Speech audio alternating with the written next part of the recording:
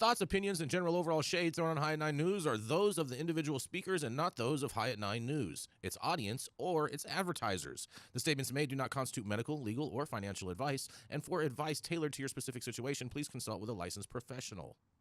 Welcome to the High at 9 News Hour, where you will hear from cannabis industry experts and professionals from around the country talk about important topics while shining light on global issues and discussing cannabis as it relates to politics, regulation and reform, data and technology, science, research and medicine, family and parenting, art, celebrities and entertainment, fitness, sports, mental health and wellness, and plant-based medicines and entheogenics.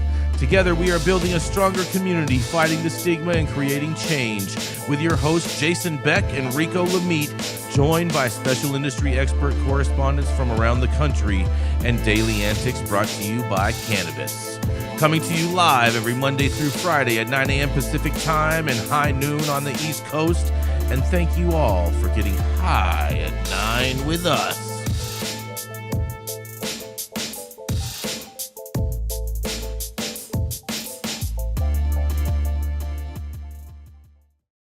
Yeah. Good morning, everybody. That's right. It is Tuesday, November 5th. And today is National Love Your Red Hair Day. Yes.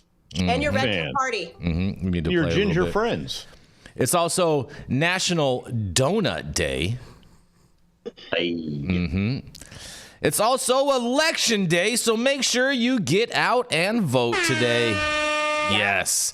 And thank you all for joining us and getting high at 9 with us. It's also high noon on the East Coast. And please remember to like, share, and subscribe to us on all social media platforms. You can look up above or down below to see exactly where we live on the internet. And we are live every Monday through Friday on YouTube, Rumble, Twitch, Twitter, Instagram, Facebook, and on our very own website at www.highat9news.com.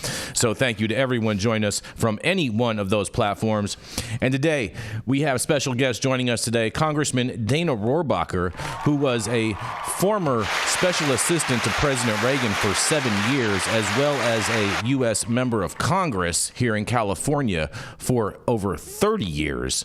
And so welcome, Dana. So glad you could join us today on this special Election Day episode. And we are going to kick it off over to the dope dad himself, Mr. Rico Lamitte, the man who I can't wait to see who he wrote in this year. Last year he wrote in Yeezy, and I word on the streets is this year he's writing in me, but who knows? We'll let him tell it. That's right. It's the dope dad himself, Rico Lamitte. Oh yeah, Jason, I'm one of those swing voters they claim that does not exist. How's my mic sound? Is it fixed, or do I need to turn it? Do I need to switch over? You're you good. Sound like you're talking into a toilet paper tube. You're fine. What about now? Is it better? You're fine, Rico. Just go with the show. All right, it's Election Day 2024, y'all. It is finally upon us, and right out the gate, I'm gonna need y'all to cue the violins, because MAGA Nation is not gonna like this story. Oh, sorry, boy. Jason. Sorry. Oh, boy. This is big news with the potential of shifting the electorate in the Democrats' favor in the 11th hour, so I gotta do it. With 1 million plus viewers at any given time of day or night, it makes all the sense in the world that mainstream news outlets would not cover this one. And this, folks, is why High at 9 News exists. Sure, we're growing each day with more live viewers and subs thanks to you all out there, but we're still the little guys, and believe it or not, that is a good thing. It actually gives us more power than the majors. You see, being the little guy means you got more flexibility to cover the stories that they cannot. Gives you more power to explore the topics that get them fined by the FCC, to say and do things that their deep-pocketed sponsors would never give them the freedom to do what's right. Is that right, Jason? Can I get an amen? I don't know. Amen. I feel like you're trying to set me up for failure right now. You duh.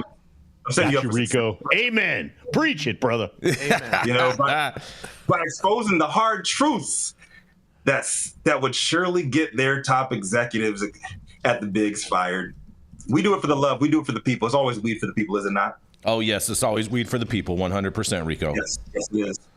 This is why I remain oh so vigilant when I'm out here following the money.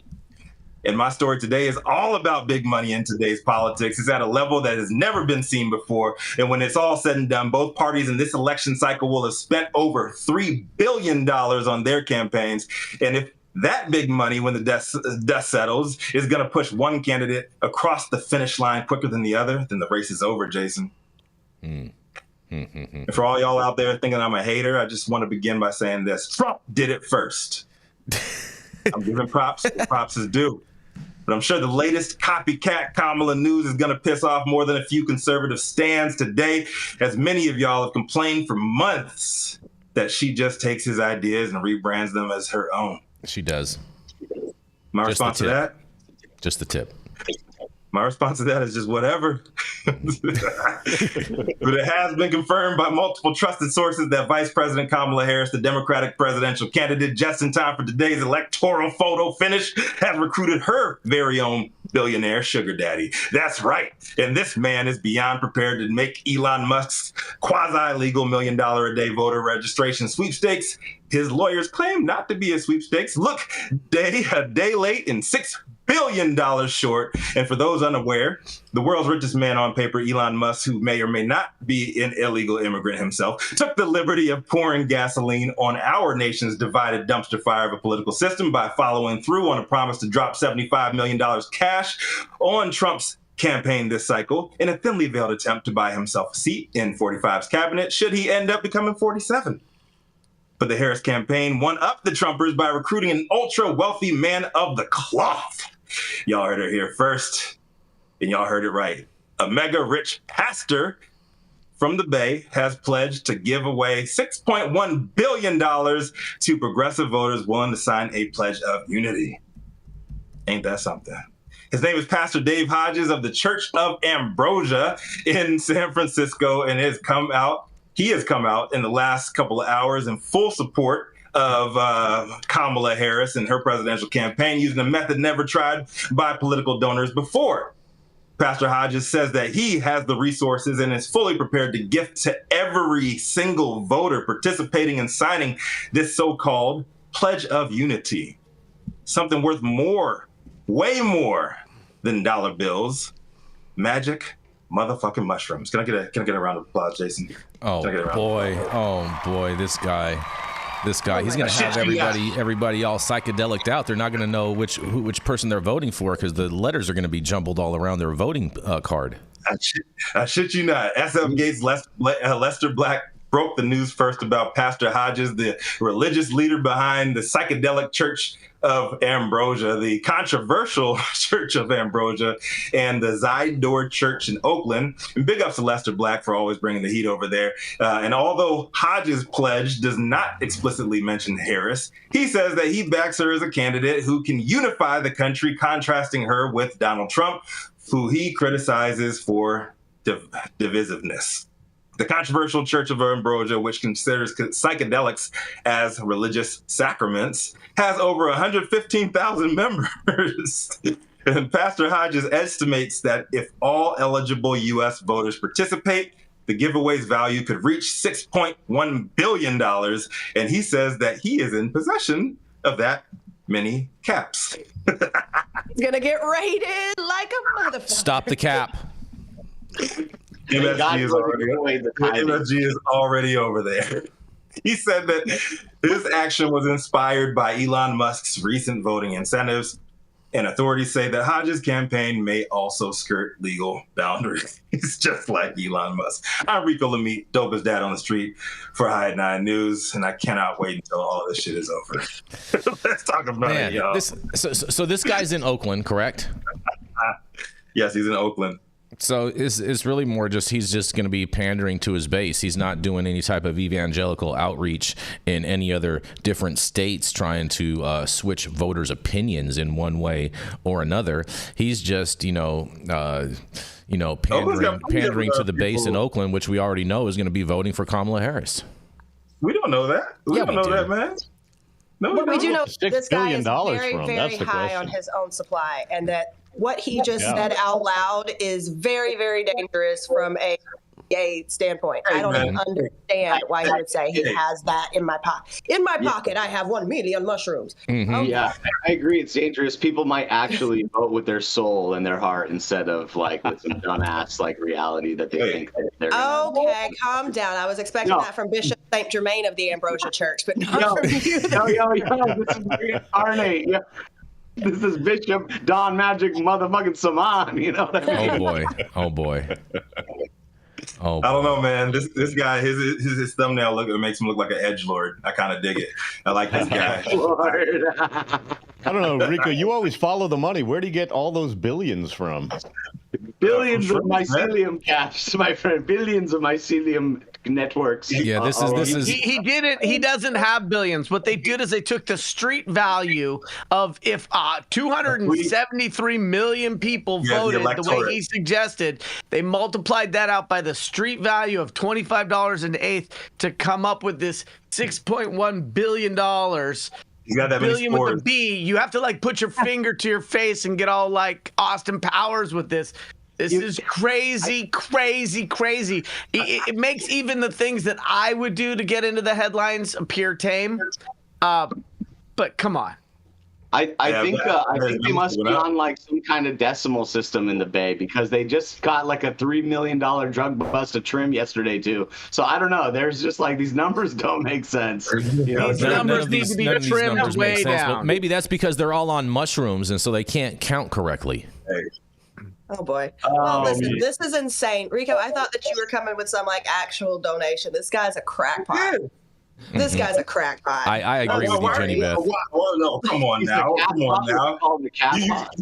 You cannot just demolish somebody's faith right there. You're attacking his faith, and that is not cool at all, Jenny Beth. No, I'm attacking his moo-moo.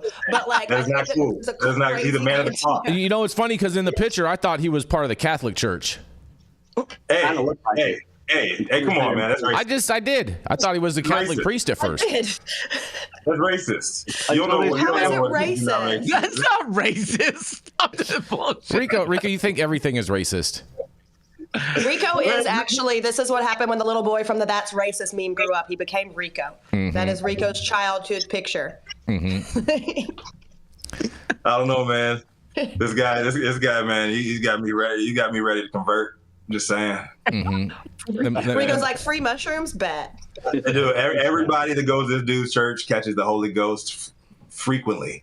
And I'm down with that. That's what they're catching. I'm down with that. I'm all down with people spiritually healing and everything else like that, and however people become better people, I'm all for that, and I'm all about freedom and liberty and people having those rights to choose. But I don't think this is going to affect any election in any way whatsoever. It could affect their tax-free status. I am ready to be delivered. I mean, I'll tell you, I haven't heard Kamala pander and say anything that I'm going to legalize magic mushrooms all of a sudden. So this guy could also be setting himself up for a major case right now. The funny part is if Kamala's still in her position in the Bay Area, she'd be coming at his ass right now for this. So like, let's be real. Mm-hmm. I bet she will now. Money moves. You know what I'm saying? Mm-hmm. But not all money is good money, Rico. And this guy's crazy. Shroom money is good money. He don't have money. He's got mushrooms. He's got spores, bro. Mushrooms. This guy's sitting in his mom's basement with a whole bunch of mycelium bags, like counting out how many votes can I buy with these caps. Mycelium cap currency. I could just see him like giving blessings to people, having a whole bunch of spores in his hand and just like I think this guy's a real leader. I think he's a real next level thinker. I think this is the kind of guy we need running this country, people. What? Yeah. Yes, he's how much we'd all get along if everyone was tripping at the same time. I mean, literally, it's what keeps me sane. Okay, so think if all these people with crazy amounts of TDS already get really high on mushrooms too, they're gonna freak the fuck out. Oh, they are. You're right about that. They're gonna have a bad trip, Jenny Beth. I don't think so. I think it would open them up. They might actually become Trump fans. You are a dreamer right now. You are dreaming right now, Saman. And he's not the only one. I mean, we'll Yeah, turn it's- racist and Great story, Rico. narcissistic. Rico, I'm actually really proud of your story selection today. I'm glad you brought something political that we could all agree on, which is this guy's crazy and the story is hilarious. I want everybody to come together and take it lightly today because it's going to be an emotional day for some of us, and for the rest of us, it's all about opportunities. So let's get That's right. And speaking of opportunities, we're going to roll into this next commercial, and we're going to be right back. Oh, man, that was weird. Hey, you, America. Do I look like Sean Connery?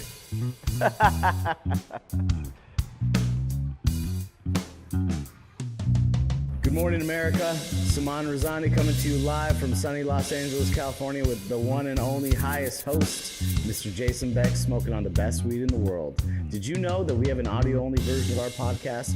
You can find it on Apple, Google, Amazon, iHeartRadio, and Spotify. No excuses in 2024. If you haven't checked us out, check it out now. And also, check out what the Prophet's doing in 2024.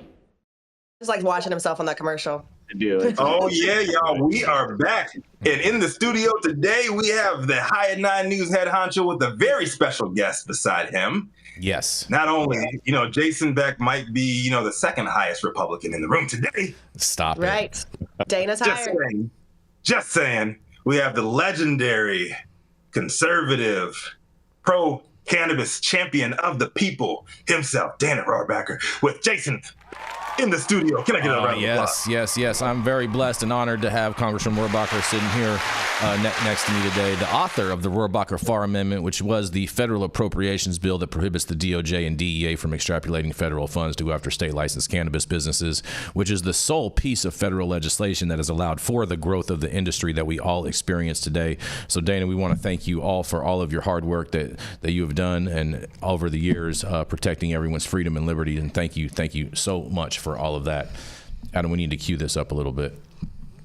Thank you, Dana. The Church of Ambrosia has your back. Oh, you're so silly. You're so silly. You are so silly. But you know what? I found a story today that is full of gaslighting and whatnot, and I'm going to call it out a little bit. Here we go. And this came out of USA Today, so that's why I wanted to cover it. USA is a very, very big publication and whatnot, and they say, does Kamala Harris want to legalize weed? Well, here's where she stands on marijuana legalization, they say. Marijuana is on the ballot in 4 states this election day, and voters may be looking to understand how the presidential candidates feel about its potential legalization. Democratic candidate Kamala Harris, whose aggressive prosecution of weed-related crimes in the past has stirred discussion, has taken a more progressive approach to marijuana legislation since her involvement in federal politics. This year, voters in Nebraska, North Dakota, South Dakota, and that's right, the great red state of Florida, will see marijuana on their ballots. Specifically, ballot measures related to adult use marijuana will be on the table in Florida, North Dakota, and South Dakota, which we know Governor Kristi Noem will probably hate on. And medical marijuana will be on the Nebraska ballot. And in Massachusetts, where medical and adult use marijuana is already legal, voters will be weighing in on the possibility of legalizing psychedelics. Sounds like this, your story, Rico. He's going to be moving out there pretty soon. But Americans in more than just these 4 states are talking about marijuana. In fact, 88% of adults in the U.S. think marijuana should be legal for medical or adult use, with 57% thinking marijuana should be legal for both purposes, according to a Pew Research Center study published back in March. In a post made to X, formerly Twitter, on Sunday, Vice President Kamala Harris said that the Harris-Walz agenda supports the legalization of adult use marijuana. And in the quote says, I will legalize recreational marijuana, break down unjust legal barriers, and create opportunities for all Americans to succeed in this new industry, the post read. And so to me, that tells me that she's going to eliminate all the taxes on cannabis, but I don't understand what else she could possibly do. But nonetheless, and continuing, it says, I will recognize recreational marijuana, break down unjust legal barriers, and create opportunities for all Americans to succeed in this new industry.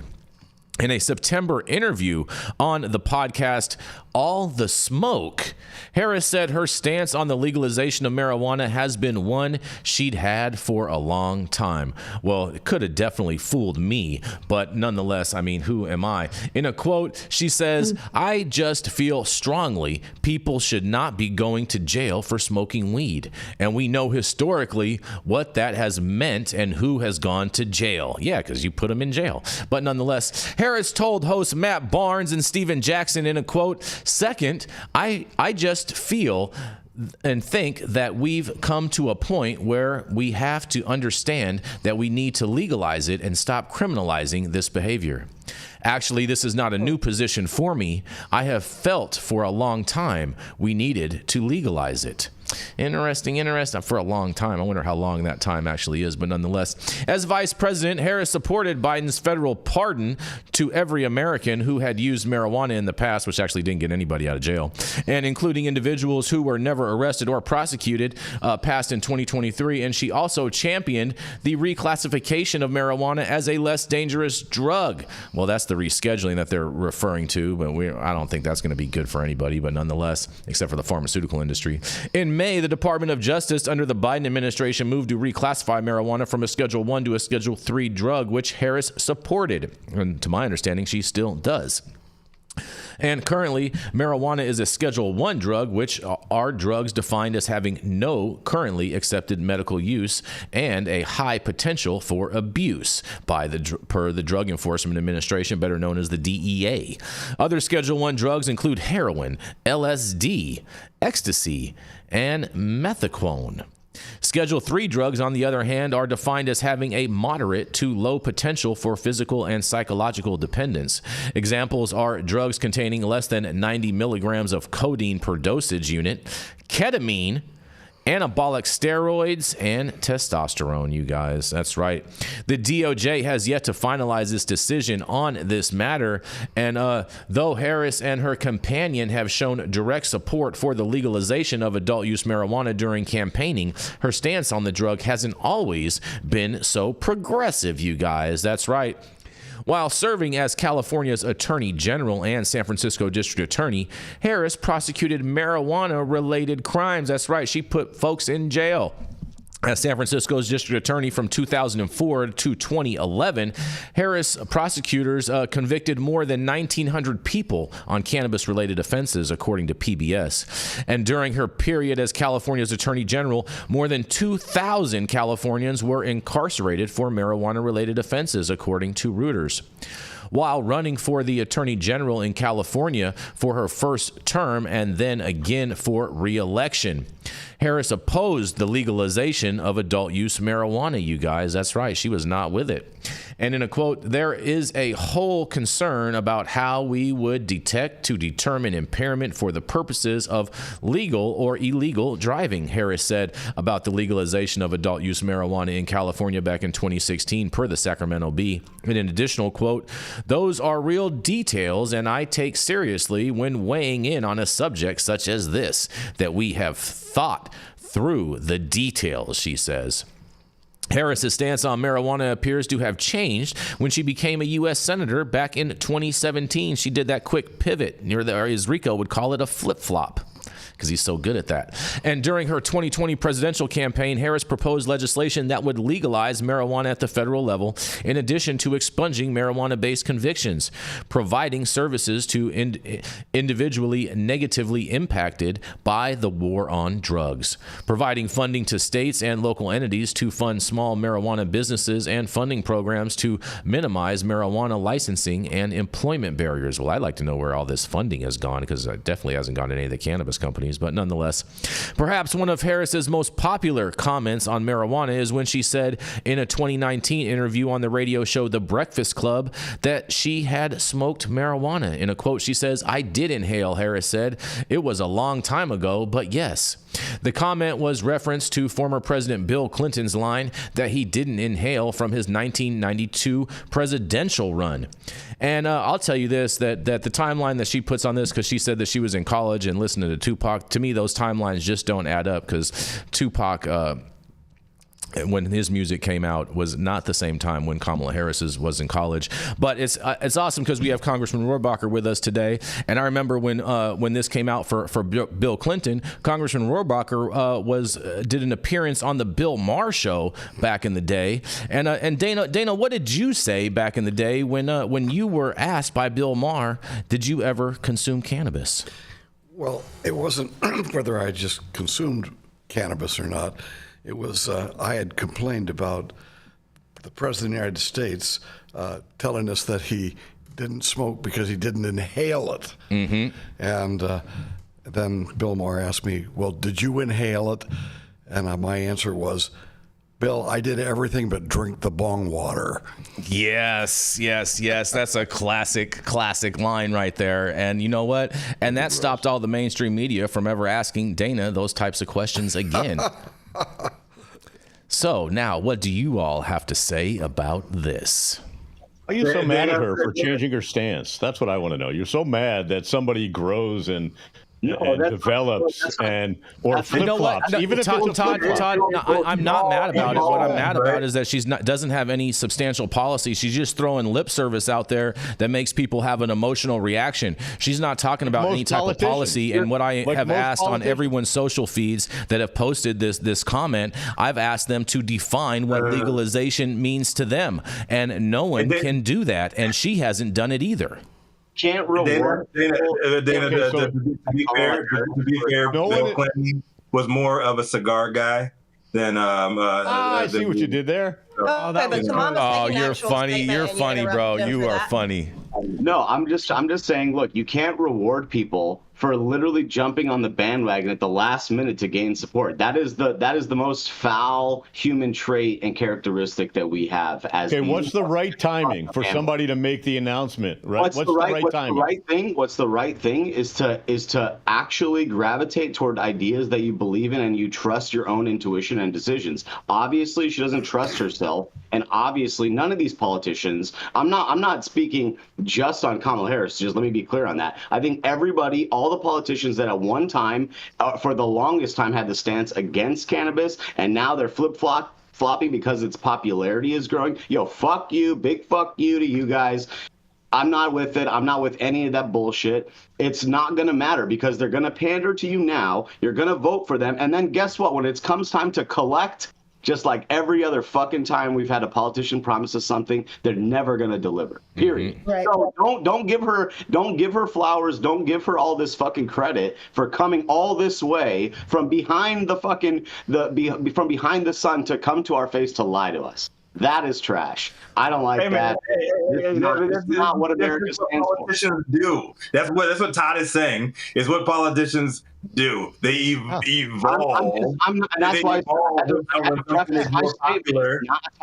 might give them more support. They evolve on some shit, and Donald Trump evolved on shit from last week. No. He changes what he's thinking the next day. This is what politicians do. I feel like using that as an argument is moot because we're talking about politicians in an election cycle. That's what they do. They lie to get in office. They say whatever they can on the pipeline. They are doing that. We are giving them a platform and credit for coming to their evolutionary kind of epiphany. Fuck that. That's bullshit. No, when are you going to accept it? When is the good timing? When do you want people on? Well, hold on, Todd. I think it's about the timing is if she actually came out with some type of a policy instead of just these little blurbs and talking points that I call lip service. And I think the timing would have been before they realized, oh shit, we need the black vote. Hold on, we need one person at a time. You can't come from the heart of an industry in California, being the DA in the county with like the largest cultivation pretty much and sales other than LA. It's like the third highest in the country. Mm-hmm. You can't come from that and evolve 2 decades later. Yo, fuck you. What are you talking about? Yeah. What are we talking about here? All right, so anybody who was against cannabis 20 years ago, they can't be for it now? Nope.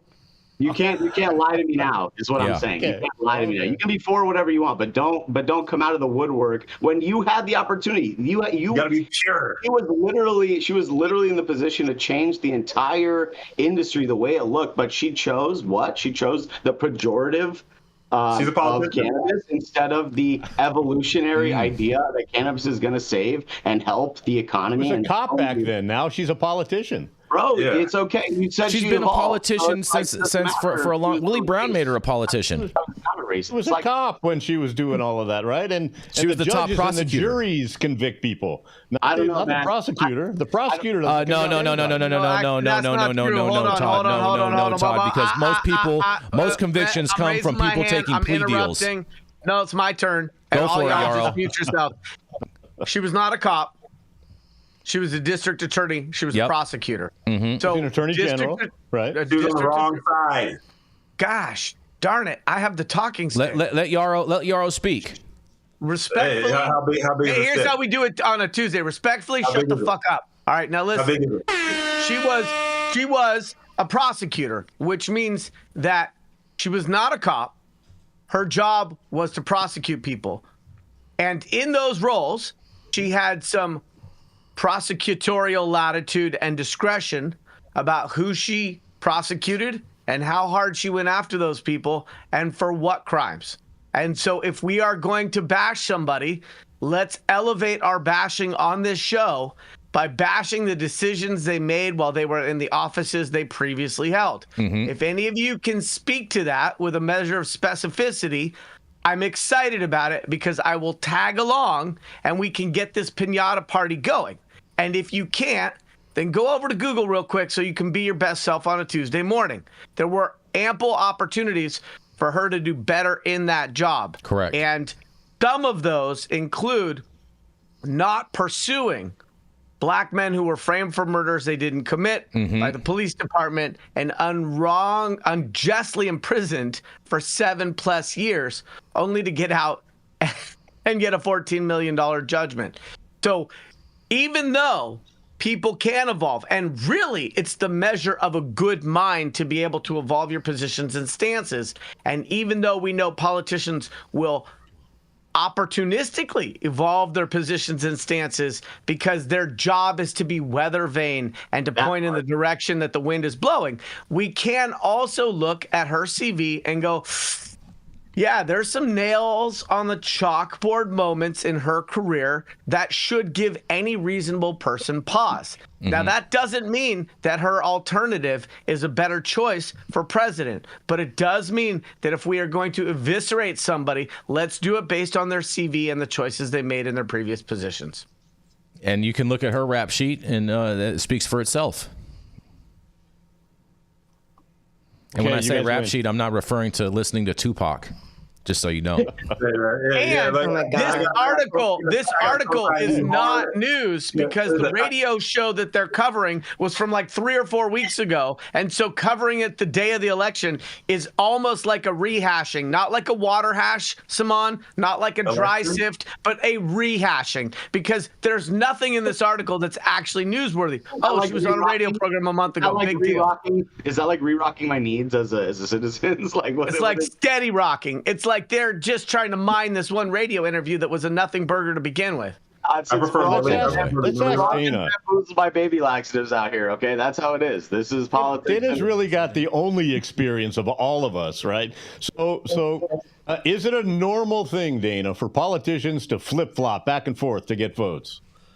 Well, you're going to have to decide which politicians you're talking about, and all politicians are not alike. There are some people who get involved in politics because it gives them a chance to help direct our country in a direction that they believe in. There are some and most politicians, once they get there, I'll have to admit, they get focused only on what's going to get them reelected. But there are a number of people, just because there are a significant number of politicians who are only making their decision that way, trying to see which way the wind blows, rather than trying to figure out what's going to be better for the country. There are a lot of people. Listen, I would say about maybe a quarter of the people I dealt with over the years were people who honestly were trying to do what's best for the country as they see it. Mm-hmm. So there are some politicians like me who believe in limited government and individual personal freedom. And that's a priority for me, and that's why by the way, I took a lot of hard knocks with that bill on that vote. Sure, sure. Yeah, I opened 100%. myself up to my opponents, trying to get people not to vote for me, and but I believe in limited government and individual freedom.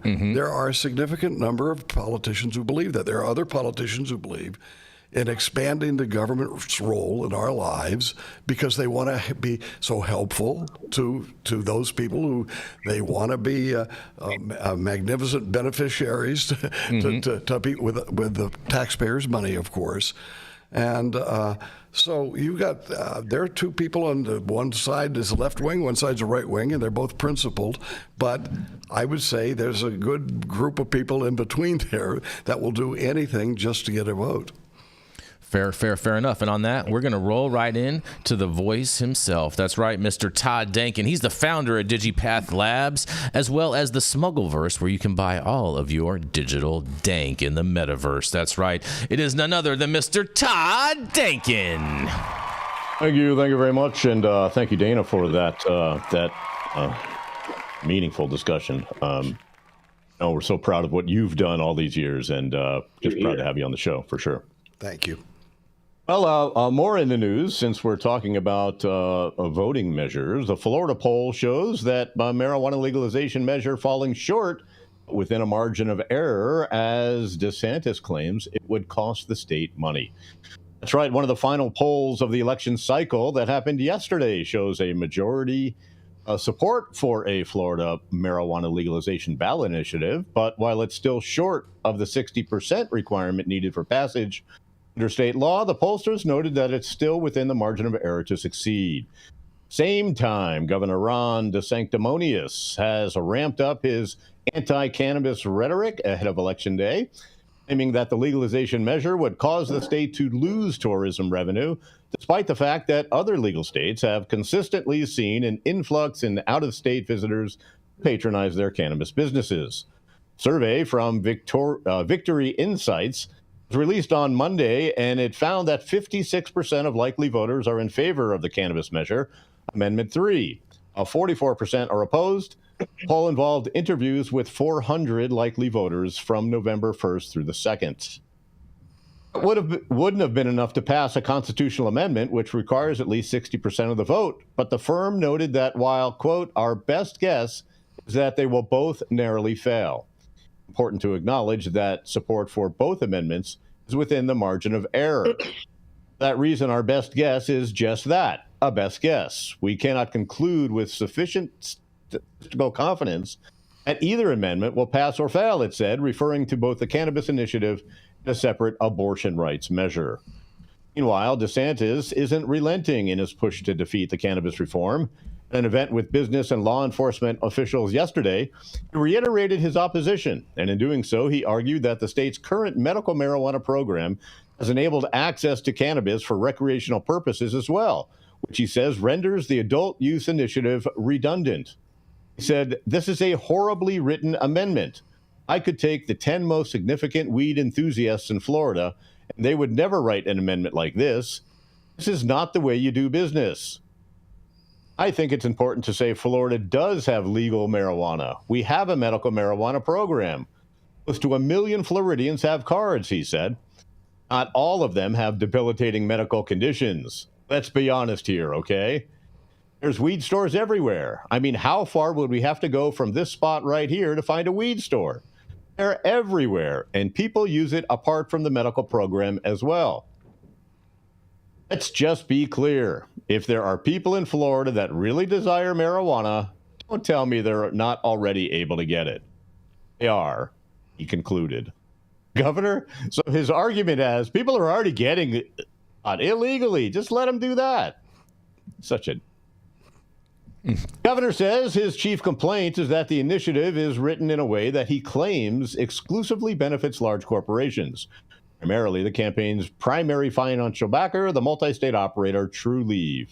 At Monday's event, he also renewed his criticism that the measure, as written, would not allow a home grow option, despite not personally advocating for legislation to allow for that, or to generally stop criminalizing adults for using cannabis in a non-medical context. Campaign behind the legalization initiative, Smart and Safe Florida, is also delivering a closing message on Amendment 3. For example, activists spoke at a press conference on Monday with military veterans backing the reform. Veterans have been at the forefront of advocating for state and national marijuana reform to allow access to marijuana treatment. Morgan Hill campaign spokesperson said, "We know that marijuana helps treat pain and reduces the use of opioids."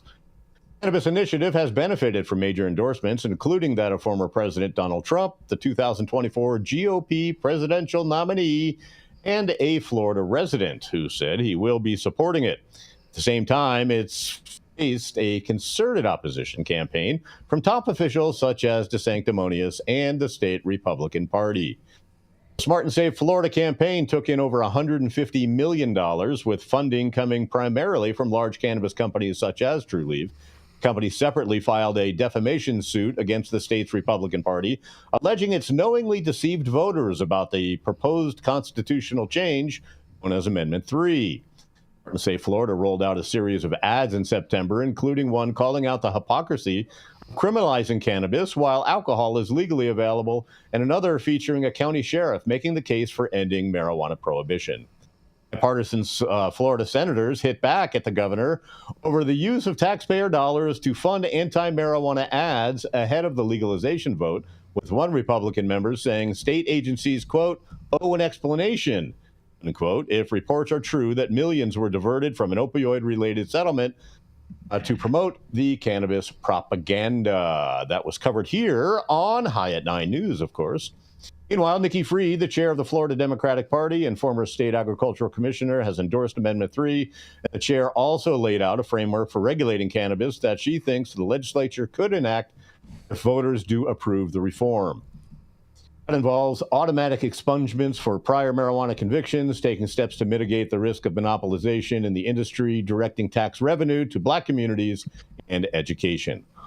Polling has also consistently demonstrated that the ballot measure enjoys majority support from Democrats and Republicans alike, despite the fact that Trump has endorsed it as well. Florida's governor has not relented in his crusade to defeat it. DeSantis has faced allegations of weaponizing state departments to push anti-legalization narratives through various PSAs in recent weeks, prompting one Democratic state senator to sue him over what he claimed was an unconstitutional appropriation of tax dollars. Florida judge has since dismissed that lawsuit due to what he claimed to be a lack of standing and claim of injury. Opponents of Amendment 3 hired a number of right-wing influencers, including former Trump attorney Jenna Ellis, actor Kevin Sorbo, and affiliates of the conservative nonprofit Turning Point USA to post critically on social media about the policy proposal, claiming, for example, that it would hand control of the cannabis market to greedy corporate actors and that the smell of marijuana would be everywhere. Wouldn't that be great? Former head of the U.S. Department of Health and Human Services under then President Bill Clinton urged Florida voters to reject the marijuana legalization initiative, arguing that it would create a new addiction for profit industry in the state. Political committee opposing the legalization measure has received a $500,000 contribution from an organization that Elon Musk reportedly used to quietly support DeSantis before he dropped out of the 2024 presidential race. At the same time, the pro-legalization campaign has officially exceeded $100 million in total contributions. A GOP congressman who was previously arrested over marijuana in October said he will be voting against the measure, while Representative Byron Donalds said in September that he was undecided on marijuana legalization. Congressman has now affirmed he will be a no vote on the initiative. Representative and accused rapist Matt Gaetz, for his part, said he intends to vote against it strictly because he feels the reform should be enacted statutorily rather than as a constitutional amendment that would prove more challenging to amend. On the other hand, Representative Brian Mast, co-chair of the Congressional Cannabis Caucus, predicted earlier this year that the measure will pass. Polling on Amendment 3 has fluctuated over the course of the election cycle, though it's fairly consistently found a majority support for the proposal, even if it hasn't always reached the 60% threshold. In Emerson College polling, the Hill survey that was released last month found that support for Amendment 3 is at 60%, while 34% are opposed and 6% remain undecided. Meanwhile, the Florida Chamber of Commerce, which has publicly opposed the cannabis measure, also came out with its latest poll on the issue last month. It found support for the reform from likely voters at 57%, but of course not enough to secure passage. Previous survey from the Chamber was released in September, found that 59% of American voters, or of likely voters in the state, backed Amendment 3. Poll from James Madison Institute from August 2024 showed 64%. And you know what?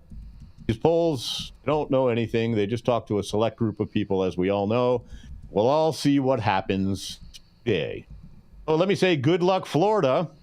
What do you guys think is going to happen? Man, well, I've said it from the beginning. 60% is a very, very tough threshold for them to be able to cross, and True Leaf has definitely spent enough money for them to cross that 60%. But I just, I agree with Matt Gaetz that this bill isn't written well enough to garner that much overall support. Well, it has lots of support. It has 59. It does. It does have lots of support, but I think tomorrow, I think it'll probably finish out around 56% is my prediction. It's not going to hit. I don't think it'll hit the 60 or above. I think it's going to pass. You think it's going to pass? So you think it's going to hit 60% or greater? I do. I think that the people of Florida want it. I think they've wanted it for a long time. I think I agree with you that over 60% of the population wants it. But I also don't believe that 60% of the population feel that this is a good bill. And so there's a number of activists that would want that, but they don't trust this bill and what it will do and how it will create this monopolistic state with all of these operators in Florida, on top of giving them total civil and legal immunity from any products, especially after True Leaf has had an employee die because there wasn't a respirator on site that died from mold. Could I ask, please? I'd like to ask a question of whoever can answer this. I haven't studied this bill down in Florida. I generally support anything that'll get the police out of people's private lives and what they want to consume. But was this bill written? I've dealt with DeSantis before. I found him to be a very honorable man. Was this bill written in a way, this legislation we're talking about, written in a way that would benefit one corporate interest or a limited corporate interest and to unfair other people? Yes, it's written by the MSOs for the MSOs, and True Leaf is the main author of this bill, and they have pumped hundreds of millions of dollars into its passage. So I would love to opine. They've also worked on creating a task force that would enforce against mom and pop operators in the state. So it's absolutely lined up for True Leaf to be a monopoly, and that's what it's about. And I think that sucks. And I also think the fact that there's no home grow in there also sucks, because I've spoken many times about what I feel about patient access. And sometimes families just can't afford what you're selling and should have the option to create it for themselves. Mm-hmm. So what I would just argue is that the failures of this bill are not the failures of the special interests and industries that benefit from language, but the failures of the same legislators who complain that this is being proposed as a constitutional amendment and that it would be harder for them to modify or for it to be modified as a result. The reason why this imperfect bill is here is because legislators haven't stood up something that was viable prior to this. 100%. And so to criticize the special interest industry that is trying to propose something that benefits them is like criticizing the adhesive on the Band-Aid when you've already stubbed your toe. We need to criticize the legislators for not putting up something that was more coherent, more balanced, more trade-friendly, more consumer, patient, and home grower-centric, and to understand that they have had 30 years to pull their heads out of their tuchuses and to do something in Florida that was better than the current status quo. And in the absence of that work, they're spending time criticizing the imperfect proposal that was stood up by somebody other than those who were hired to write reasonable bills that reflect the will of the people they serve. You're 100% right about that, Yarrow. 100% right. I agree with you, Yarrow. But my issue with that is once we put cannabis policy into place, look, we're still trying to figure out how to even begin to fix 64. It's going to be in place, and we're going to have bad policy for a very, very, very long time. And that damage might not, oh, look at me, I'm cute, might not be able to be undone. Shout out to Trump out there. That's the American way. The American policy that everybody just has to deal with. I would say pub- that the reality is, with something as simple as just like growing a plant in your backyard, the government should have literally no bearing on what the fuck you do. Absolutely. Exactly. So if you're not making a fucking factory and a plant to like produce your gummies, like the government really should just butt out of your business. If you can't grow the flowers you want in your front yard, would you have a problem with that? This is exactly what this is. So regardless of the interests and the money and the indemnity of these big corporations in this political sphere, let me just say this is like, you should be able to do what you want. There's no, like, they're not going to come out tomorrow and say, oh, they're really worried about people having mold and microbes in their homegrown weed, and we need to stop them from growing their own weed. If they do, you'll know exactly what I'm talking about. I mean, it's just literally a matter of time. We're on the verge of literally giving up our entire freedom with this plant, and that's what's scary. It's because of the medical versus the adult use conversation. The bifurcation of this is what's causing these problems, and I say it every Tuesday on this show, and I'll continue to say it every Tuesday going forward. If we don't just make one simple singular system, we're all fucked. And where Republicans step on their own toe is when they forget to be Republicans, when they forget to be less government intrusion, when they forget to be less involved in the personal freedoms and liberties that people should be able to choose. And so DeSantis seems to chase headlines more than outcomes, because if he's not saber rattling against Disney, he's saber rattling against something that from an incrementalism perspective is better than the status quo. He's coming out against something that Trump has already supported. So again, thirsty for the headlines, happy to fight windmills. DeSantis is the Republican Don Quixote de la Mancha. It doesn't make any sense what he's doing unless you think about the fact that he's just desperate to be in the news cycle. And when he talks about the odor of cannabis, you can't simultaneously say that while simultaneously saying that it's not going to be good for tourism, while simultaneously saying that people can already access cannabis in your state. Like, you just can't have all of that in a singular statement and have it completely reconcile. And so I feel sorry for the Republican Party in Florida, because I think they deserve better leadership. I think they deserve a Republican governor who remembers what the Republican Party was supposed to stand for. And what it was supposed to stand for was less government intrusion. And if that's true, and if DeSantis was a Republican, and if Republicans demanded that their leaders were traditional Republicans, nobody would even be listening to this guy. We would have already pressed the mute button. Fair. Hey, at what point, Yarrow, does saber rattling become crossing swords? Well, and on that, we're going to roll into a commercial, and we're going to be right back. This plan would make marijuana legal, but would not remove all of the consequences. Explain that for us. Why are they busting in my door after midnight over something that Illinois says is legal? Right. We've run into so much cannabis. We've run out of places to put it. Things are legalized, but it's not legalized completely. My mini doc on legalization policy in Illinois is available for free streaming now at colememo.com/minidoc.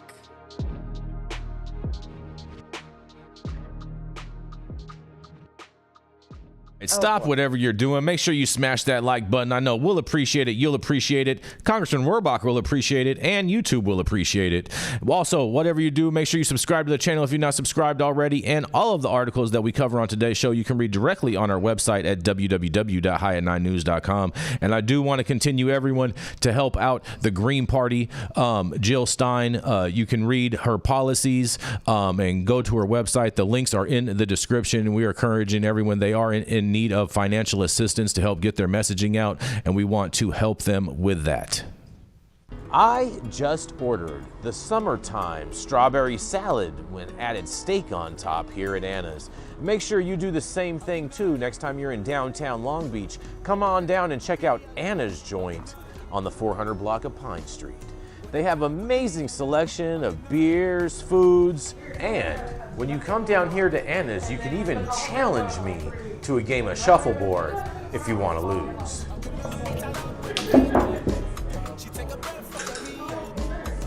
Did you get that? So, next time you're in downtown Long Beach on Pine Avenue, make sure you stop by Anna's Joint on the 400 block. Not only do they have Anna's Joint, this restaurant and bar, but they also have the amazing deli next door, and then next door to that they have a very exotic flower shop. You may want to stop by and say hi.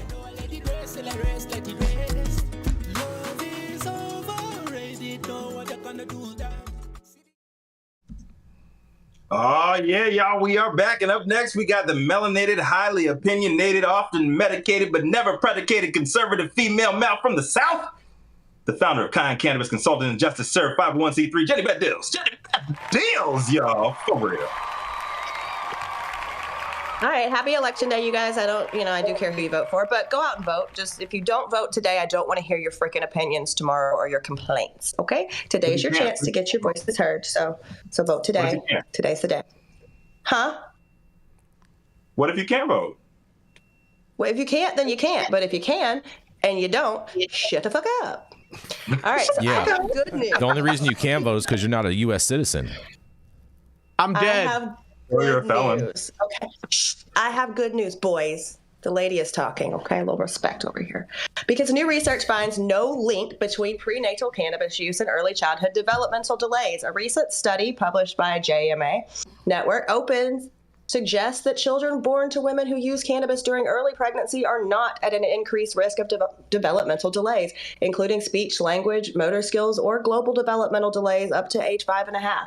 The study analyzed nearly 120,000 pregnancies through Kaiser Permanente, Northern California. Kaiser finally did something helpful. Researchers reviewed prenatal cannabis exposure confirmed either by self-report or toxicology tests and found no increased risk of developmental delays. This finding is significant as cannabis use among pregnant individuals in the U.S. has been on the rise, prompting the need for clear data on its impact on childhood development. Though previous studies have noted links between prenatal cannabis use and adverse birth outcomes, this study emphasizes that when accounting for maternal demographics, there's no clear association with developmental delays. Investigators encourage continued research on the effects of cannabis use throughout pregnancy to fully understand potential impacts. I'm happy as a mommy to finally see some actual research instead of just some scare tactics and prohibitionist rhetoric being pushed out through the mouths of doctors. So, I think this is awesome. I had an amazing, very healthy, easy pregnancy, but not everyone did. Listen, a lot of women really are struggling, especially during the first trimester. And cannabis is helpful to them. And I love that we are actually getting some clear-cut research that is honest with us as opposed to trying to push a fear rhetoric. So I'm going to throw it back to you guys, something that hopefully we can find a way to not argue about today. Yeah, I'm with you, Jenny Beth. This is fantastic news, and this is the first time that I've seen some positive news come out, because they're just trying to perpetuate negative outcomes in regards with childbirth and cannabis consumption. So I am fantastic. I'm ecstatic that this study has came out. Yeah, man, this is the first time that it's been that this study has been conducted by non-melanated peoples. So it's real now. Put it in the books. Oh, God, Rico. Man. And the baby's born. They're coming out now with this pizza-flavored formula because they're just really hungry. Shout out to pizza. Right, Jason? To be fair, Rico, it didn't say that non-melanated people did the study. I would have to go and look. It could have been us, Rico. You never know, but once again, where's my picture of the woman saying that's racist? You said Kaiser. You said Kaiser did this study, right, Jenny? No, they used the Kaiser health system in Northern California to get the patients, right? So they were looking at patients that were being seen through the Kaiser Permanente system. Got it. I don't know no black people last name Kaiser. Just saying. I would, I definitely. That's not true. There's Kaiser Sose. I was just gonna say that, bro. Kaiser Wilhelm, but not Kaiser Brose, like our Brose. Oh boy, you guys are getting way too caught up on the Kaiser. Yeah, bro. But I'd really, on a serious note, I'd love to see some more detail into the studies. Like, if they have detail on the consumption methods of those mothers, expecting mothers. I've kind of been just like of the mindset that it's really not that bad to consume, like smoke cannabis if you're pregnant. You're not really You're not at more adverse effects than what you're breathing in from like the normal environment. So, the carcinogens that you're breathing in are probably worse than the cannabis smoke. But there's this identifiable, thing that you can say, hey, this endocannabinoid system of this child is, hyper effective, and it's affecting the other, parts of that child's development, like motor skills, like all of these things. And, I may or may not have some experience with this and noticing some of these traits and behavioral traits and the development. And I think it's all, obviously, this is all of this is just like data, and we just have to use the data to help us make informed decisions. But there's still a lot of places in the United States that will test the mother's blood or urine for THC, other substances, and so it's dangerous. And so even though these studies come out, like, I just want to say this with caution for expecting mothers out there: be careful. Make sure you understand where you're at. Make sure if you want to speak to your OB about it, do it, because there's no harm in just having a conversation. If that person turns around and wants to do something about the information you told them, well, that's wrong, and that person probably shouldn't be a doctor and take an oath to do their job. But I think that there's a lot of key benefits to cannabis consumption. Obviously, helps a lot of issues in a lot of people. So maybe it's not so bad from that prenatal age, but there's definitely not enough research and studies yet. So hopefully this sparks more and encourages more, and we see more information coming out about this. But I think this was awesome. Yeah, and I'm going to yes and that, because I do agree with you, and you guys got to be especially careful if you're on state-sponsored healthcare plans, because they will come and try and take your children in a lot of places, and it was definitely an attack on families, definitely an attack on specifically Black and brown families for the most part, but it's terrifying. And also, I think, we're not discounting the work that's been done in Jamaica. No one is taking that away from anyone, but I think that it's nice to start seeing something happening in the U.S. That's been my frustration with a lot of the research and studies that have come out specifically in the United States, is that they're pushing prohibitionist rhetoric opposed to actually giving us empirically verifiable data that could possibly show that this plant isn't the bad guy that everyone thinks it is. Here's what I got to say about this. There's now a question about whether cannabis consumption by gestating women could pose a harm to children that they are growing in their womb. And so if we don't have definitive data one way or the other, we should immediately strike prosecution of women for having cannabis in their systems if they have a baby, because we can't afford to wait until the science is in to know or to mitigate the harm that's already being done to women who are being prosecuted as if they are endangering their child in vitro, when there's no science to definitively rule out that there might not be a harm. And so the harm that's happening now is not, is there a developmental issue with children? Although, to be clear, it has been shown that women that consume cannabis while they're growing a baby, those kids tend to grow up and go to Fish concerts. I mean, that's pretty fucking bad. But aside from that, we already know that the harm is the women that are being prosecuted, the money that is being spent to test for whether there's the existence of cannabis, the cost to society to pay for those testings, and the whole fact that that exercise is predicated on this idea that those women are creating harm to their children, and nothing could be worse. I mean, they talk about postpartum depression. Nothing could be worse for a sleep-deprived mother who's trying to figure out how to juggle feeding this munchkin and changing a diaper, to be prosecuted for cannabis consumption, especially if they chose a delivery system, whether it was a suppository or an edible or something that didn't include smoking, which everybody says putting smoke in your lungs isn't necessarily the healthiest thing to do in general. But can you imagine what that's like? You're your best bundle of joy just came into the world, and you're dealing with some bullshit case because a hospital tested you for cannabis, and some point in the last 30 or 45 days, you happen to consume a little bit of cannabis in some fashion. That's just a massive injustice against women. And that's what this election in general is about, is making sure that we discontinue massive injustices against women. Fair enough. And on that, we're going to roll into our next commercial, and we're going to be right back.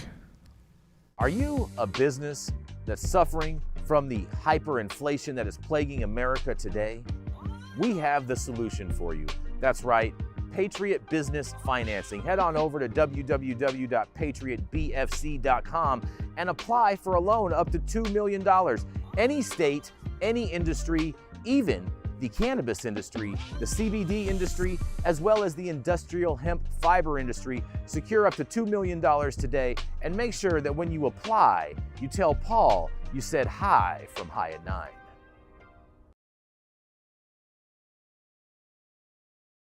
In the chat.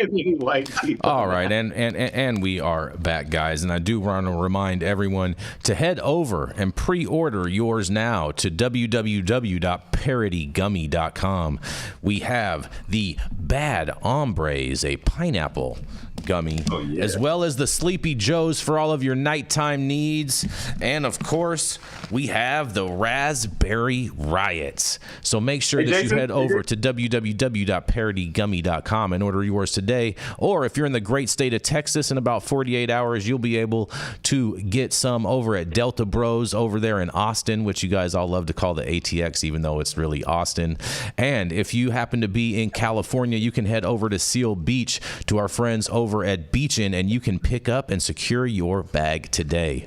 So now, without further ado, we are going to roll right in to my partner with all of this, Mr. Saman Razani. He's a formulations expert, he's a spreadsheet expert, and he's an expert in all things data and all of that other fun stuff that you know that a lot of people don't like to do. That's right. He also likes to help women over 40 help them say hello again. That's right. It's none other than Saman Razani.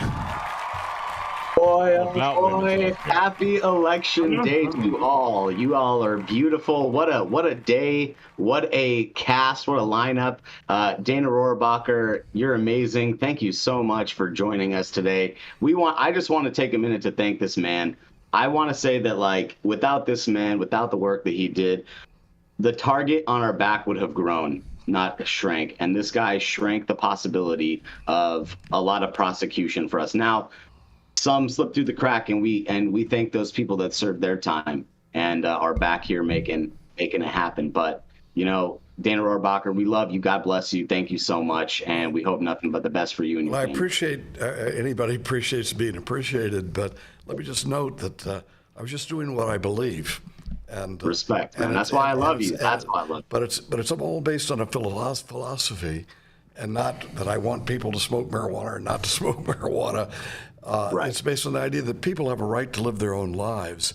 I think that's inherent with the United States of America. Our country was founded on these ideas of individual freedom and individual choices like this.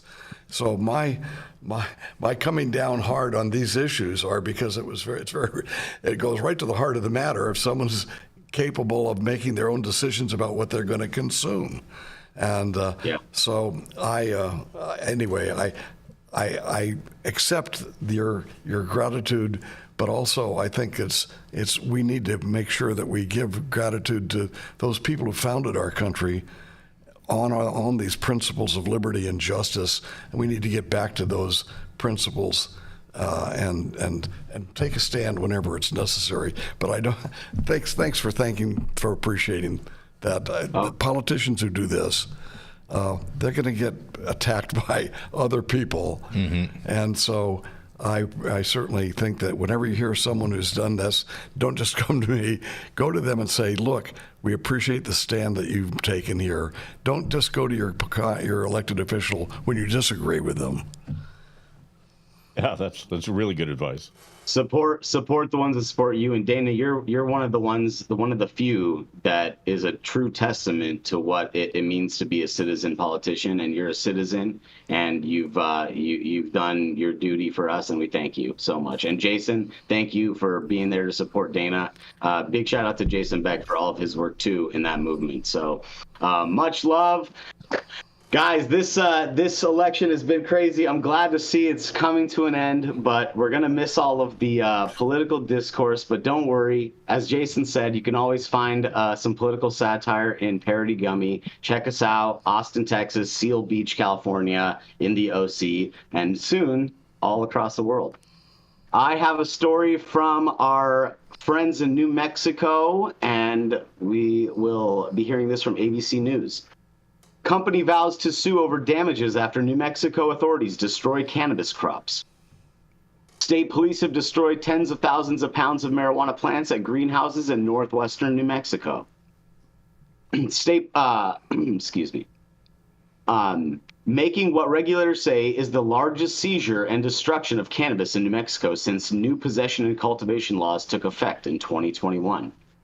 Authorities have announced the operation Monday, saying dozens of agents were assigned to eradicate the plants in October.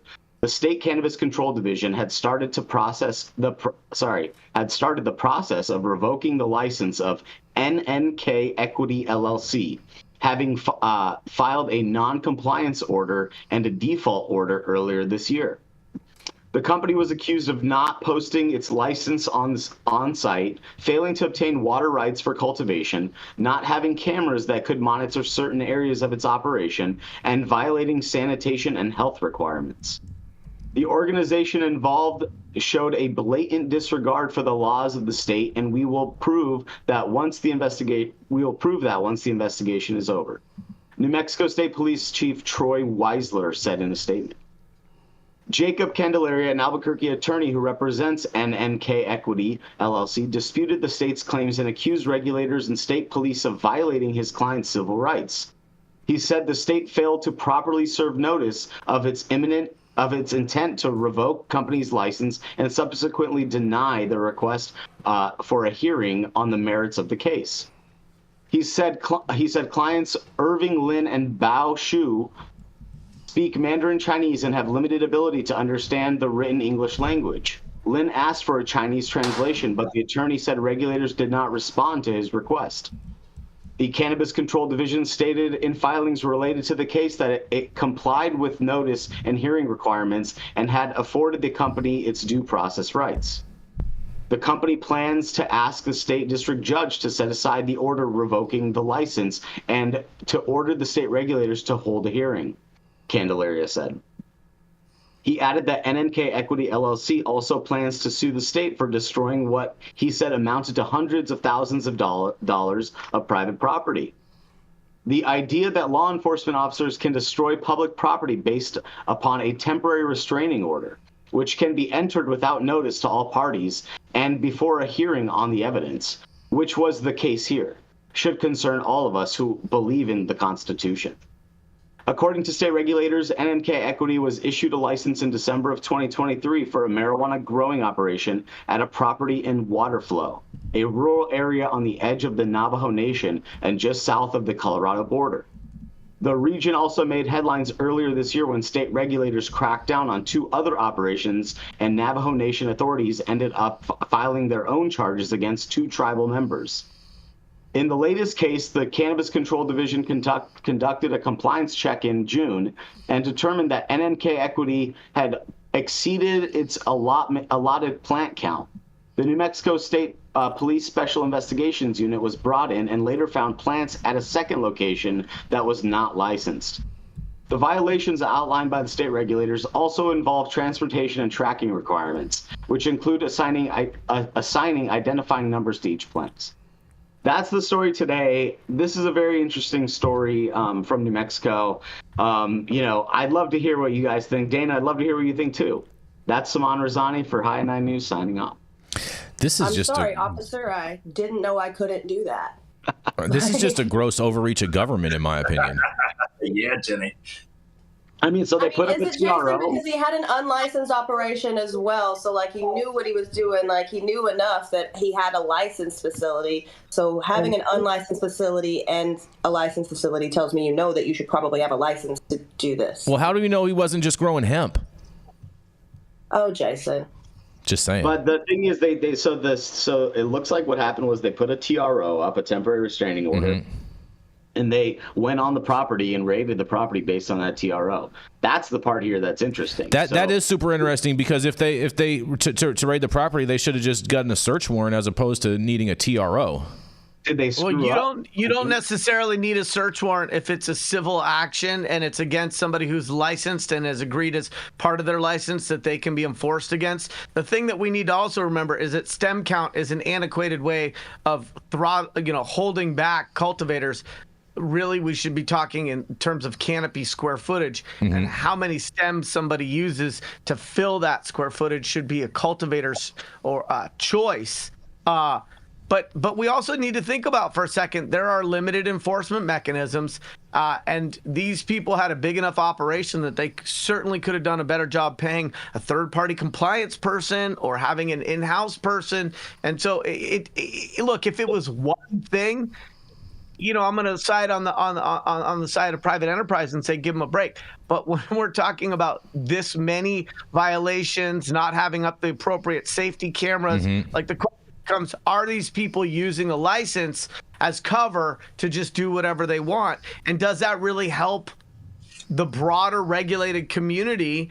And does it support regulation? And does it support loosening the burdensome regulation on good actors? I can't say from this that these people appear like they were trying their best to be in compliance. Well, Cannabis Legalization News, who happens to be in the chat, and hello, Tom, and just so you know, they do a cannabis news show every Sunday at 1 p.m. Pacific and 2 p.m. 2 or 3 p.m. Central Time, says hemp is weed, which I totally agree with. It's all the same thing. It's all cannabis sativa L if you look at the Controlled Substances Act.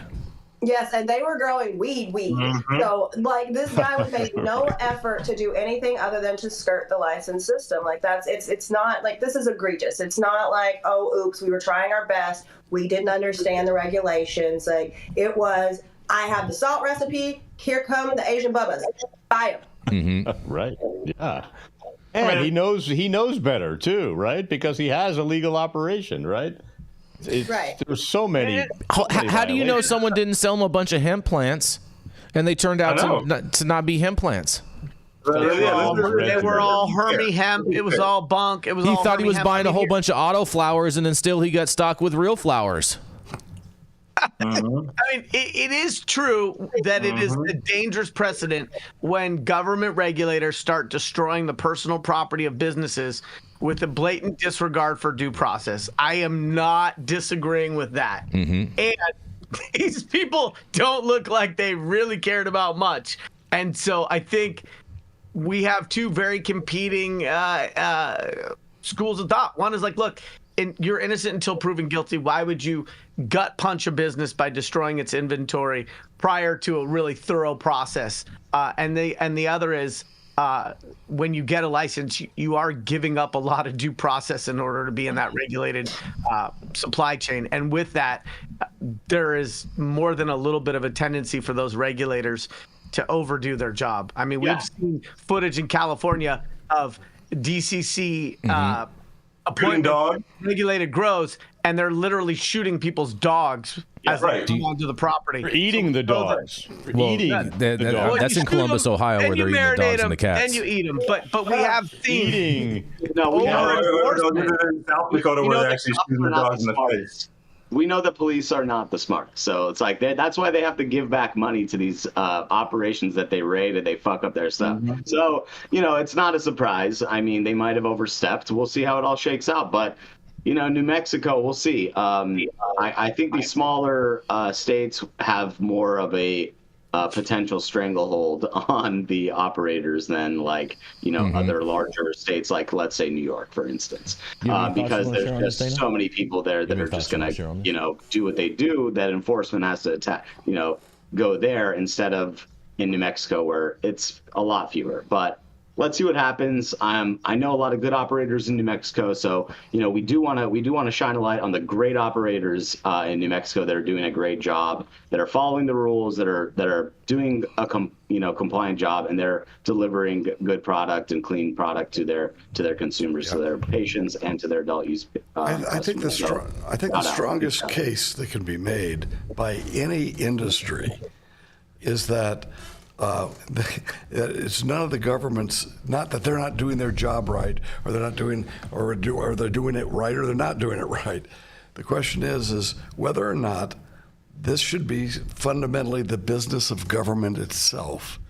Correct. And that's what it comes down to, because if indeed there were problems with something that people were consuming, okay, yeah, but do you want the government to decide what you are, fundamentally, the basic product is whether or not you should be able to consume that and make your own choices.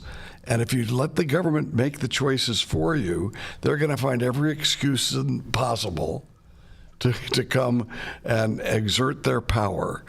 And that's what's kept our country free over the years, is that the American people didn't come here from all parts of the world to live under a controlled situation where the government's going to tell them what to do.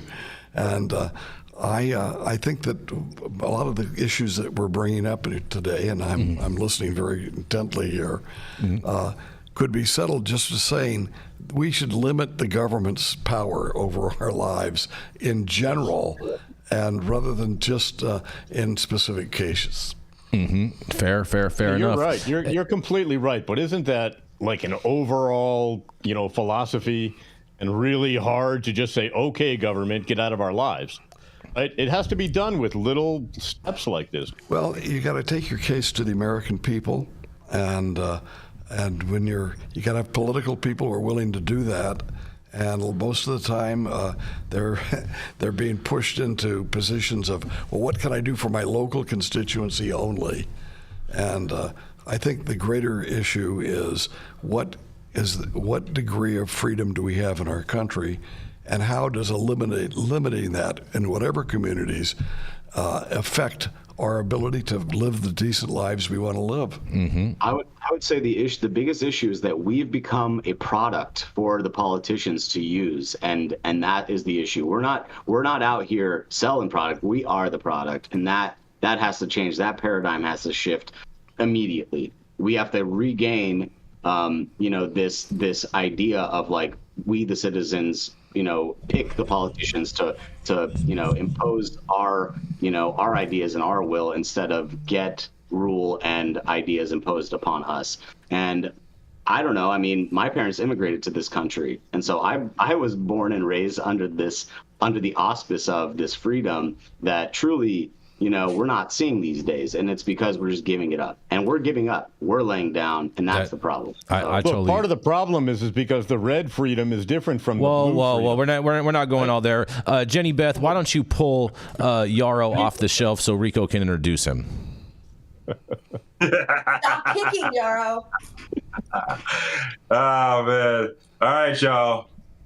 Closing us out today is a fellow dope dad, second-generation cultivator, and the founder of Special Teams Consulting. And we got to get a round of applause because this man has officially secured 13 social equity licenses for hobbits in Northern California this quarter alone. We get a round of applause. You motherfucker. That's pretty funny. All right. All these short jokes. I get it. Well, if you grew, we wouldn't make so many short jokes. Short king.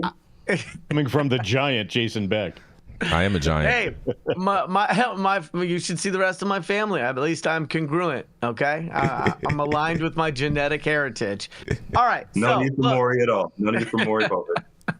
Good morning. Tuesday, November 5th, Election Day. Please vote. Great to have you in the house, Dana. Obviously, it creates a whole different level for this show when we've got somebody with your experience. As much as I don't always see eye to eye with you, and that's primarily just because I'm shorter and need a booster seat, it's still great to have you on this show. And so thank you for gracing us with your presence, sitting here in the penalty box, all the craziness in our chat, and all the back and forth that we clearly have.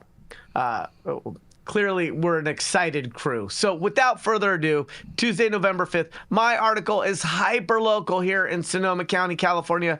And it's about a guy who just seems made for the headlines, ripe for coverage, and a level of crazy I couldn't even hope to aspire to. So, controversial Sonoma cannabis dispensary owner arrested on suspicion of brandishing weapons at shop customers.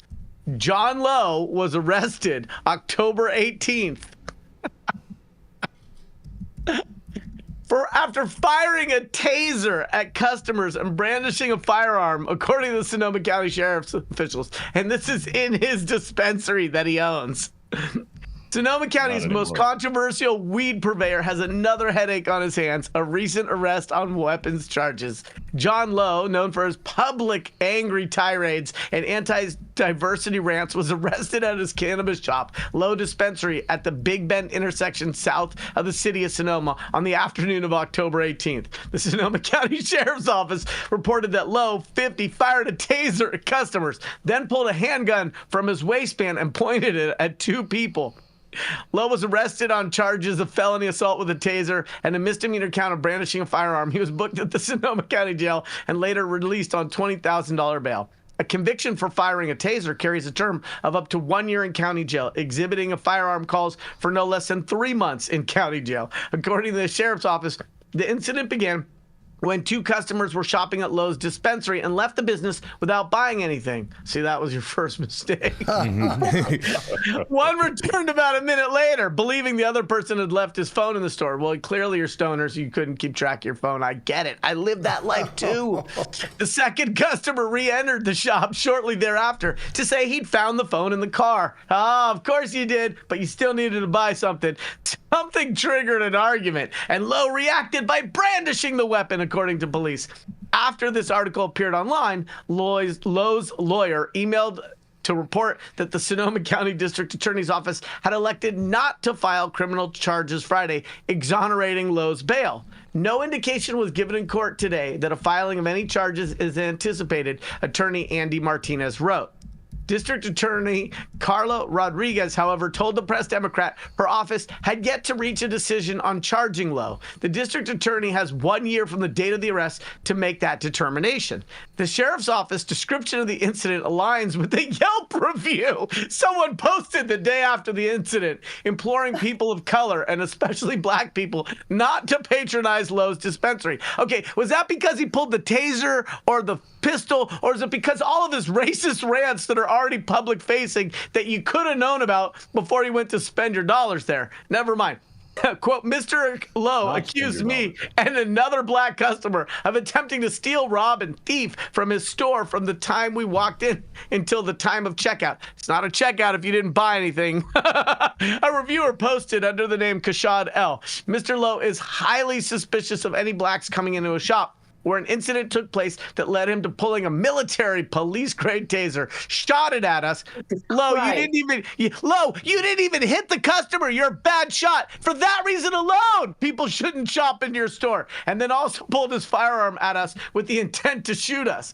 Yelp did not include the post among its recommended reviews, and it did not factor into Lowe's business's dispensary rating. Lowe did not respond to the Press Democrat request for comment. Lowe is well known for his verbal attacks on local officials, particularly the Sonoma County Board of Supervisors. As the supervisors discussed a proposal for farm worker disaster pay in October of 2023, for example, Lowe berated them so vehemently that then Chair Chris Corsi adjourned the meeting.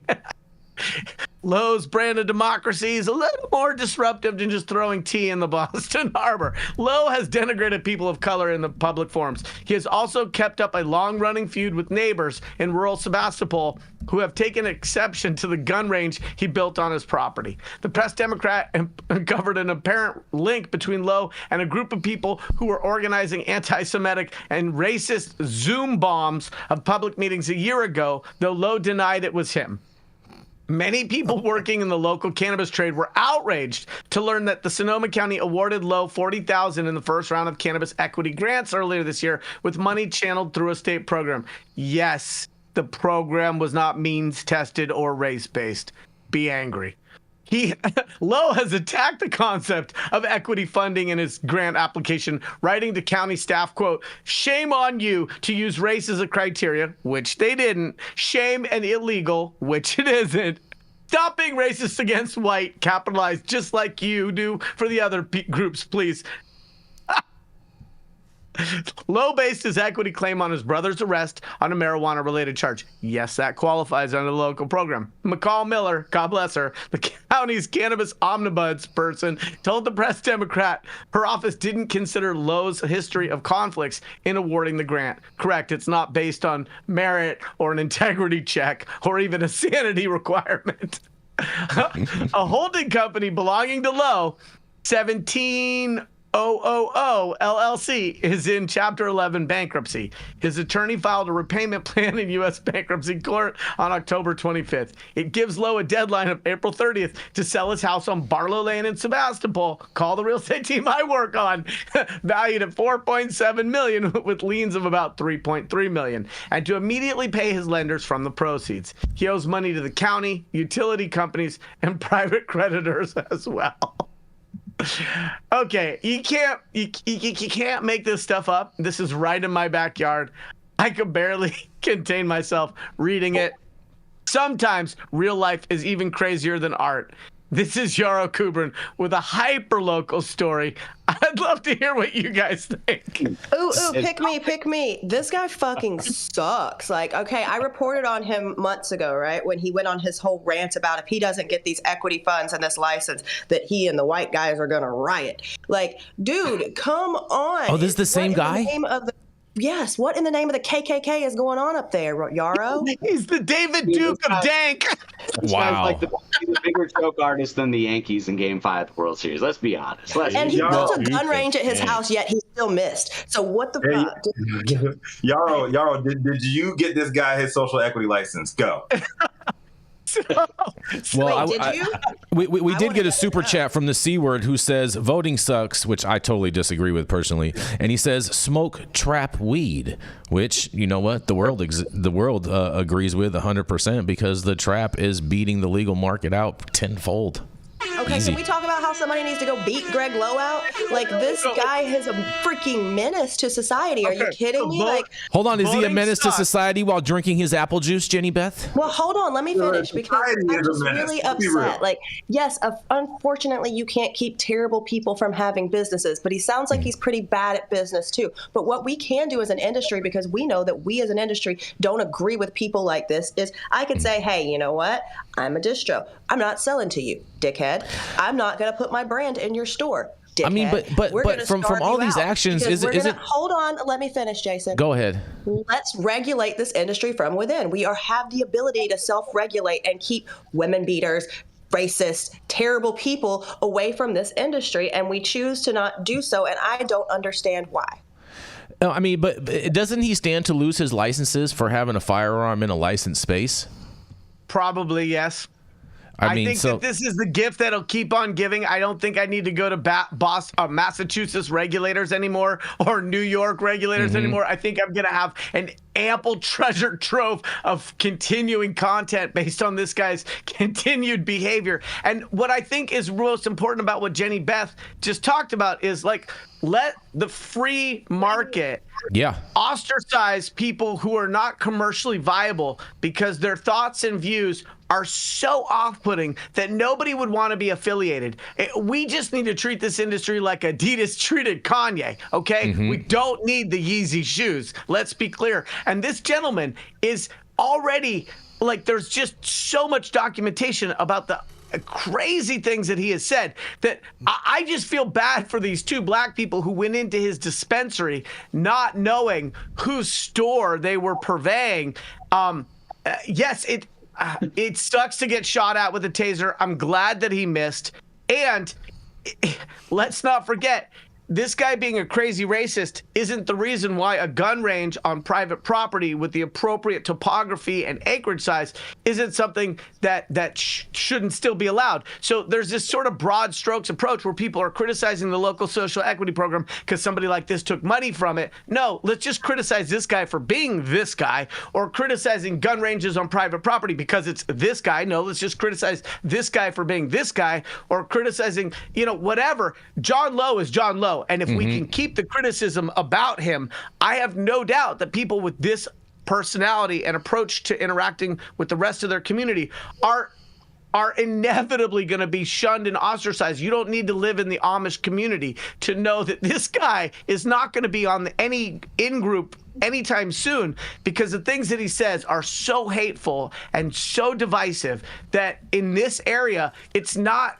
aligned with the kumbaya that most people are trying to do. People around here, when they spend money, they want to feel good about who they're supporting, what brands they're supporting, what operators they're supporting.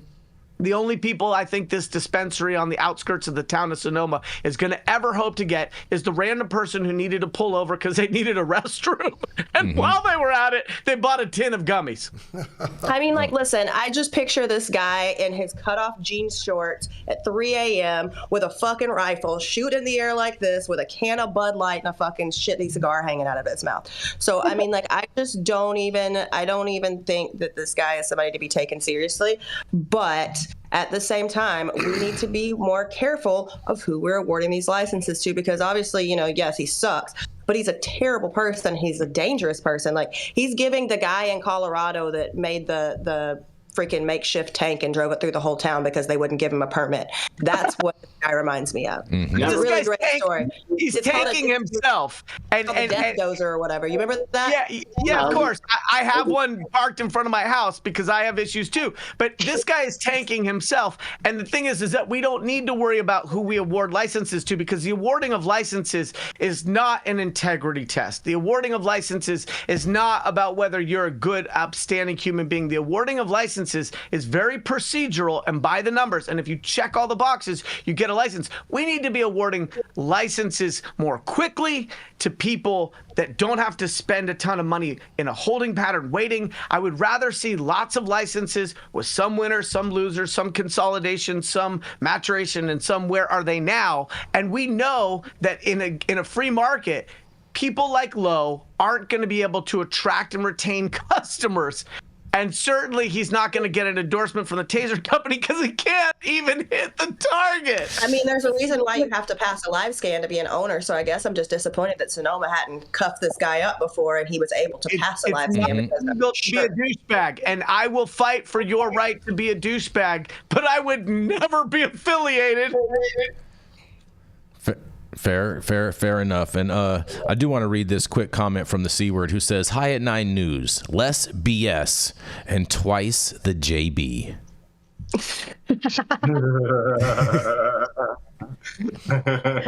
Jiggling booty. Great story, Yarrow. Thank you for sharing that. Jiggling booty. You ready? A lot of people got to vote today. I think we should make sure that they have some time to be able to go and vote today. Let's do it, baby. Yes. All right. Thank you all for joining us for yet another episode of High at 9 News. You can always catch us live weekdays, 9 a.m. Pacific, high noon on the East Coast. Big shout out to the super fans getting their comments posted live on the big screen. I know we had the C word. Do we have any more today, Jason? We have the C word today. We have the C word today. I guess they saving their money because they don't know, Kamala Harris is about to take all y'all cash. That's right. That's and right. guns. Anyway, we're about to big shout out all steal to the live audience members, online supporters tuning in each day and giving us feedback on the daily headlines of chaos, also known as the developing cannabis industry. To our vetted correspondent team tuning in from all over, bringing us much needed variety of perspective and your opinions to the table. Our production team, Millie and Adam, behind the scenes every single day, keeping our AV struggles in check. And finally, Cannabis Sativa L, the reason why we show up to read. All right, I read that part. You know what I'm saying? It's November 5th, 2024. The show is over, and you have all been blessed with the top industry headlines. Hope is enough for you putting your pipe. And as the great 45th president of America once said, get your fat ass out of the basement and vote. Yeah. Make sure y'all smash the like button before y'all bounce. And please show a little love, kindness, grace, and compassion to everyone today, regardless of the results. The sun will come up tomorrow. And if you are still here in this great nation, you are stuck with the neighbors and your neighbors' shitty political opinions, at least for the time being. Opposing political preferences do not make the next person any less American than we are. A little love and respect will take us way further than we'd ever believe. My name is Rico Lamitte, the dopest dad on the street, and in the spirit of unity, as the good Pastor John Hodges has inspired me to do today, I am popping things right back into the studio for a final word from former congressman and pro-cannabis champion of the people, Dana Rohrabacher. What do you have for us today, Dana? Bring us out with a great message. Do you have anything you want to say before you play? All I have to say is thank you for letting me participate today, and I'm very excited that we have this kind of open discussion. Mm-hmm. And nobody's afraid that the police are going to come and knock on your door because of what you've said. Mm-hmm. But we have to make sure that we don't expand other crimes into that. And if you're discussing something that shouldn't be legal in the first place, that you can suffer penalties, legal penalties, because of what you believe. Mm-hmm. That's not what our country should be about. So I'm proud of you guys advocating the things you believe in. Which I agree with most of what you were saying, by the way, of course. I love it. I love it. I love it. Thank you so much for being here today. And today, Congressman Rohrabacher is going to bless us with a very patriotic song in honor of Election Day. And this is something that he originally wrote as well. And I can't wait for you guys to hear this.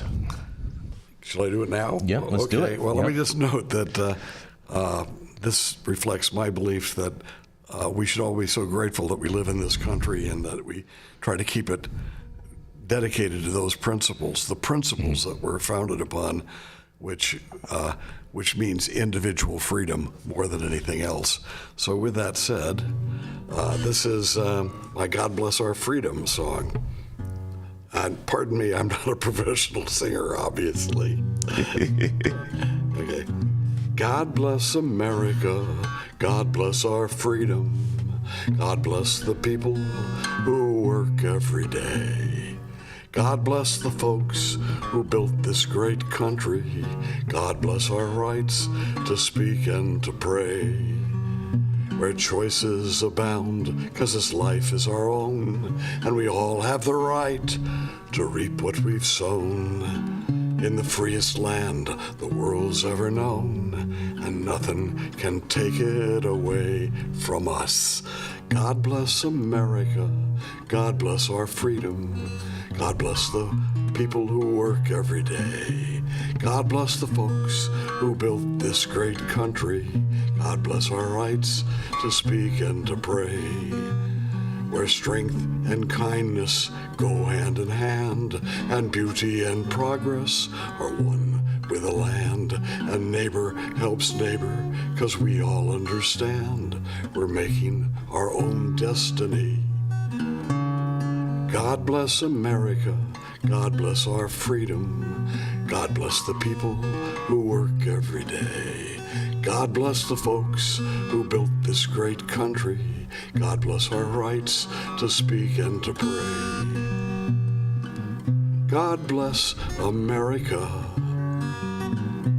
God bless us all. God bless America, the freest land of all. Now get out there and vote, everybody. Express yourself.